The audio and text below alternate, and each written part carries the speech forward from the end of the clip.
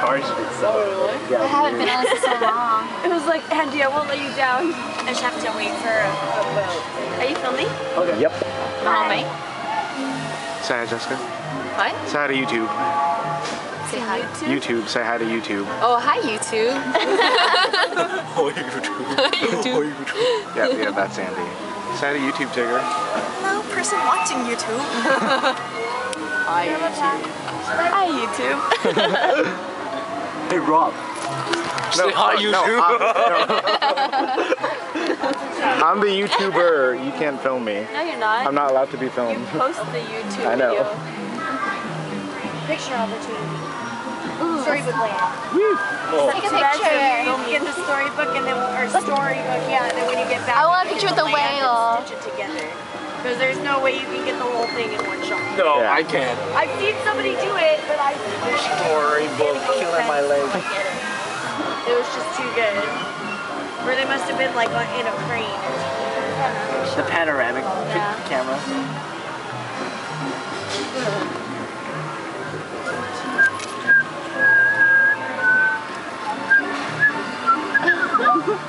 You look like a monster.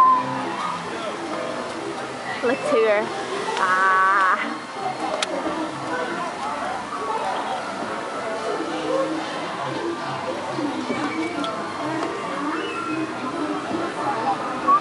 Yeah, it's taking forever. She's waiting for the other. Sorry, YouTube. I thought there was a higher back. I almost fell off the boat. Alright, here we go. Hello everyone, good evening and welcome to Storybook Land. My name is Shannon, I'll be your captain and storyteller. We are riding towards the Flora. Please keep those hands, arms, feet, and legs inside the boat during our entire journey. We'll be visiting some miniatures of some classic Disney motion films. But first we must be swallowed by this giant whale you see here in front of us. His name is Monstro. This was the very same whale that swallowed Pinocchio and Pinocchio's family. But don't worry, Pinocchio is a very smart one and puppet.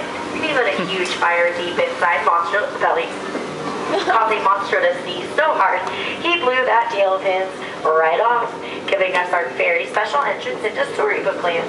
Some say Monstro's only half the whale he used to be. This is what's inside of him. Huh?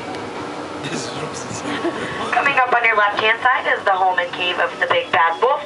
He's always trying to cross the river to get to the three little pig houses. On your right-hand side, you can see those houses. One is made of straw, one is made of sticks, and one is made of 100% wolf-proof bricks.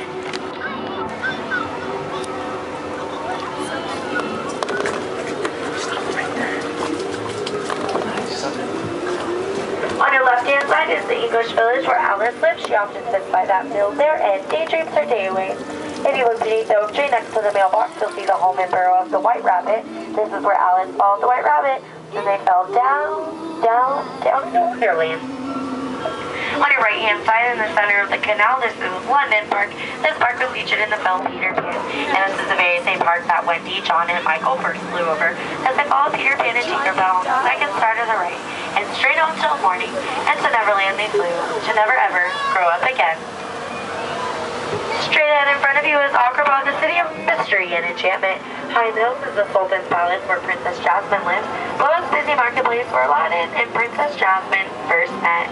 Some say the only thing Aladdin stole that day was Princess Jasmine's heart. Aww. Didn't he steal some bread? Didn't he steal some bread?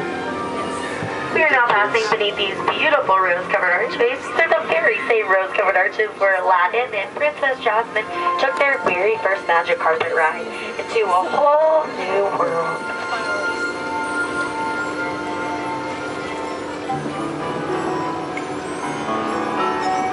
Now please be careful as we enter this cave here in front of us, and please do not touch anything because this is the Cave of Wonders, where everything's forbidden except the lamp. Aladdin and Abu discovered that this was a magic lamp equipped with his very own genie, who granted Aladdin 3 wishes. Some say if you wish inside this cave it will come true, so just be careful what you wish for.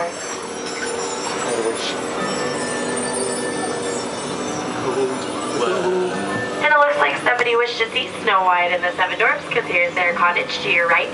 If you take a look deep in the forest, you'll notice the dwarf's jewel mine. And this is, if you listen carefully, you can still hear those dwarfs and Snow White singing and whistling while they work. On your left-hand side is a upper left-hand corner, right there, that pink and white chateau. Blue and white chateau. That's where Cinderella once lived with her wicked stepmother and evil stepsisters.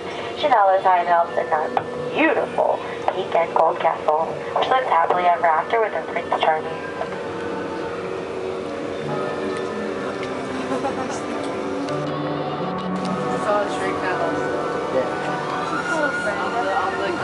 On your left-hand side, this giant patchwork quilt was inspired by Walt Disney's Lullaby Land.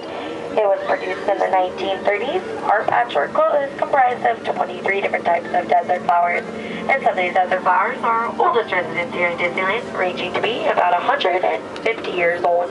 In case anybody has been wondering, all the plants, trees, and flowers you see here in Storybook Land, they are real. They've just been miniaturized by a special process only known to Tinkerbell, and a few of our Disneyland gardeners help her out every once in a while because it is quite a big job for such a small fairy.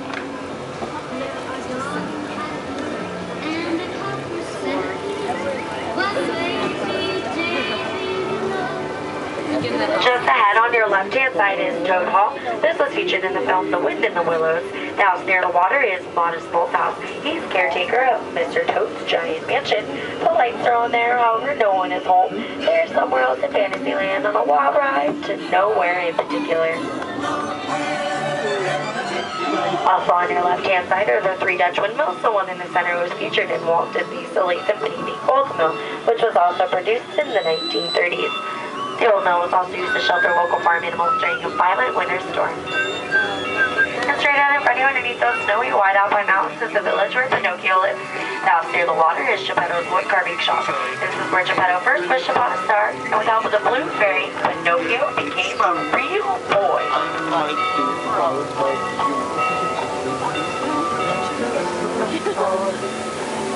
Just ahead on your right-hand side is Prince Eric's ship and castle. The white sandy beaches, that's where the Little Mermaid first rescued her prince, and later took her first step onto land. Eric and Ariel still live in that castle where they live happily ever after with their daughter, Melody. If you take a look through the waterfall on your left-hand side, you may catch a glimpse of Giant's Palace. This is where Ariel grew up, and is the home of her family, and two best friends, Flounder and Sebastian. Since folks like every story, ours too must have an ending, so please make sure you keep those hands and fingers all the way inside of the boat as we are approaching the dock. I also ask that everyone please remain seated until we've made a full and complete stop. Once we have made a full and complete stop, I'll have everyone stand all at the same time on the count of 3, so we do not tip and find Nemo the hard way. I hope you enjoyed your tour here in Storybook Land and enjoy